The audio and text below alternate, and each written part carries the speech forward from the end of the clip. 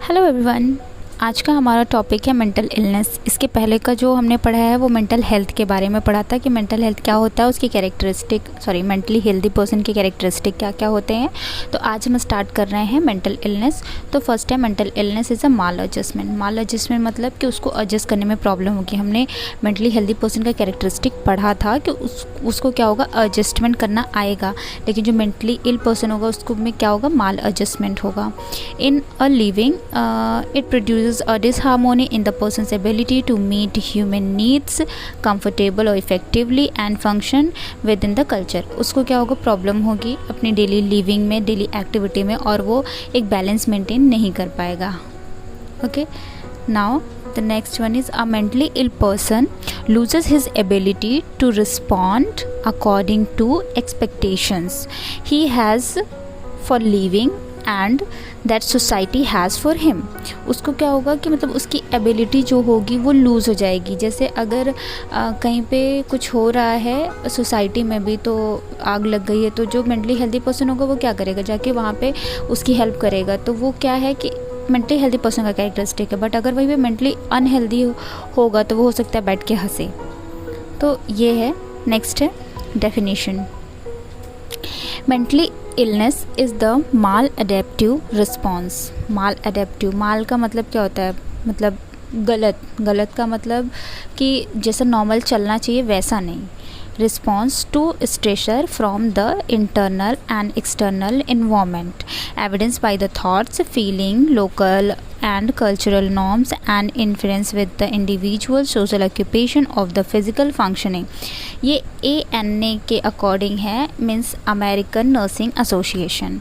Okay, तो इसका मतलब क्या है कि माल अडेप्टिव उसका रिस्पॉन्स होगा स्ट्रेस के लिए और फ्रॉम इंटरनल एंड आउटर। ठीक है, वो जो स्ट्रेस होगा उससे अच्छे से वो डील नहीं कर पाएगा, और उसका जो इंटरनल और जो आउटर वर्ल्ड होगा उन दोनों में क्या होगा, डिसहार्मोनी, मतलब बैलेंस नहीं बन पाएगा। ओके, इन शॉर्ट अगर आप बोले तो जो मेंटली अनहेल्दी पर्सन होगा वो अपने माइंड के, मतलब अपने जो इमोशंस है, फीलिंग है, थॉट है, उस पर कंट्रोल नहीं कर पाएगा। ओके, नेक्स्ट है mental and behavior disorder are understood as clinically significant condition characterized by the alteration in thinking, mood, behavior, association with the person's distress और impaired functioning। जैसे अभी मैंने बताया कि नॉर्मली क्या है कि ऐसा पर्सन जो कि अपने थिंकिंग, मूड और बिहेवियर को कंट्रोल नहीं कर पा रहा है और उसका ऑड बिहेवियर है, अजीब वो चीज़ें कर रहा है, तो वो क्या होगा, मेंटली इलनेस में कंसीडर किया जाएगा। ये किसके अकॉर्डिंग है, WHO के अकॉर्डिंग। नेक्स्ट है कैरेक्टरिस्टिक ऑफ मेंटल इलनेस। इसके पहले हम लोगों ने कैरेक्टरिस्टिक पढ़ा था मेंटली हेल्दी पर्सन के, अब ये कैरेक्टरिस्टिक है मेंटल इलनेस के। चेंज इन वंस थिंकिंग में चेंज होगा, मेमोरी में चेंज होगा, परसेप्शन में चेंज होगा, फीलिंग एंड जजमेंट में चेंज होगा, resulting in the change in talks and the behaviour which appears to be deviant from previous personality और from the norm of community. तो इसमें क्या हो रहा है, कैरेक्टरिस्टिक है उसके थिंकिंग में चेंज होगा। जैसे वो ये सोच सकता है कि कोई मुझे मारने वाला है या कोई मेरी जान, ऐसा कुछ होगा नहीं, लेकिन फिर भी उस इंसान को ऐसा लगेगा। मेमोरी में हो सकता है वो चीज़ें भूल जाए, या फिर उसको कुछ भी पीछे का याद ना रहे। ठीक है, नेक्स्ट है परसेप्शन का मतलब उसको कुछ चीज़ें प्रेजेंट नहीं है फिर भी दिखाई पड़ रही हैं। इल्यूजन और हेलुसिनेशन के दो चीज़ें आती हैं इसमें। नेक्स्ट है फीलिंग हो सकता है वो बहुत ज़्यादा सैड, ऑल टाइम सैड और डिप्रेस्ड फील करता हो, बहुत ज़्यादा हाइपर एक्टिव हो, वो बहुत ज़्यादा हैप्पीनेस फील करता हो, जो कि मैनिया के कंडीशन में होता है। नेक्स्ट है judgement resulting in the change in talks and behaviour. तो उसकी वजह से क्या हो रहा है, उनके बात करने के तरीके में और उनके बिहेवियर में चेंज आ रहा है। तो इसको ये क्या होगा, एक मेंटली इलनेस का ये कैरेक्टरिस्टिक है। Okay, now the next one is change in behaviour cause distress and suffering to individual and others और बोथ। इसमें क्या हो रहा है, बिहेवियर में चेंज हो रहा है, जिसकी वजह से क्या हो रहा है, डिस्ट्रेस हो रहा है।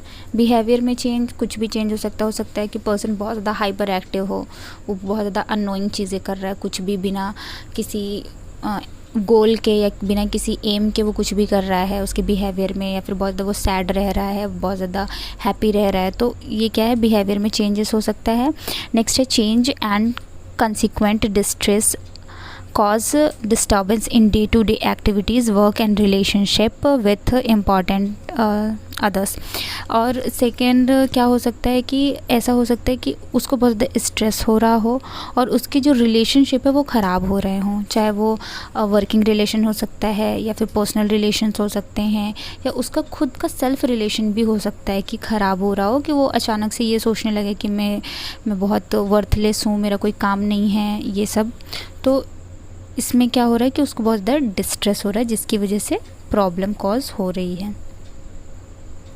नेक्स्ट है sign and symptoms. Sign and symptoms है rigid and consistently deviate behavior of the individual from socially culturally accepted norms। वो कुछ ऐसे बिहेवियर कर रहा है जो कि सोशली और कल्चरली एक्सेप्टेड नहीं है। सोशली और कल्चरली एक्सेप्टेड का मतलब चोरी हो सकता है या किसी को मारना हो सकता है, वायलेंट बिहेवियर, तो ये सब हमारी सोसाइटी में एक्सेप्टेबल नहीं है, बट फिर भी वो ऐसे रिजिड और कंसिस्टेंटली ये सारे बिहेवियर कर रहा है, तो वो मेंटली अनहेल्दी कंसीडर किया जाएगा। नेक्स्ट है judgement and reality perception are important. जो इम्पेयर्ड, यहाँ पे इम्पेयर्ड है, तो इम्पेयर्ड का मतलब क्या है कि जो उसका जजमेंट और परसेप्शन है वो भी सही नहीं है, वो सही इंसान को भी गलत परसीव कर रहा है, या उसमें जजमेंट कैपेसिटी नहीं है, वो अपने खुद के डिसीज़न नहीं ले पा रहा है, और वो रियलिटी में नहीं जी रहा है, वो फैंटेसी वर्ल्ड में जी रहा है, या उसको इल्यूजन या हेलुसिनेशन की प्रॉब्लम भी हो सकती है। नेक्स्ट है, तो इसका क्या होगा, जजमेंट और रियलिटी इम्पेयर्ड है। नेक्स्ट है इररेसिस्टेबल अनकंट्रोल बिहेवियर। इस इररेसिस्टेबल अनकंट्रोल बिहेवियर का मतलब वो ऐसी चीज़ें कर रहा है जिस पे उसको खुद का कंट्रोल नहीं है। जैसे OCD होती है, ऑब्सेसिव कंपल्सिव डिसऑर्डर, उसमें पर्सन ऐसी चीज़ें करता है, मतलब बार बार हाथ धुलना, बार बार लॉक चेक करना, वो जानबूझ के नहीं करता है, वो उसके पे कंट्रोल ही नहीं है, तो वो क्या होगा, अनकंट्रोलेबल बिहेवियर में आएगा। नेक्स्ट है behaviour of person leads to discomfort to self and others.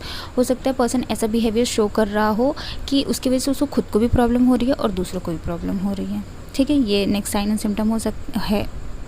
Next dysfunctional and self destructive मतलब self harming behaviour.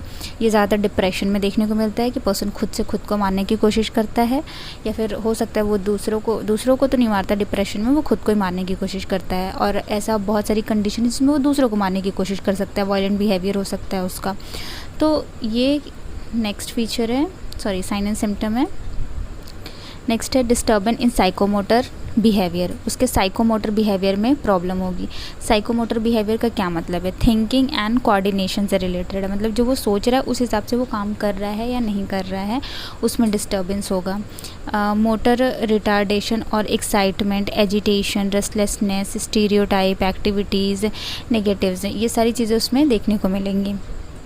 Stereotype behaviour बहुत ज़्यादा कॉमन है साइकेट्रिक में, मतलब इसमें जो पर्सन है वो अननेसेसरी के मोटर मूवमेंट करता है, मतलब उसका कोई मतलब नहीं है बट फिर भी वो मूवमेंट करता है।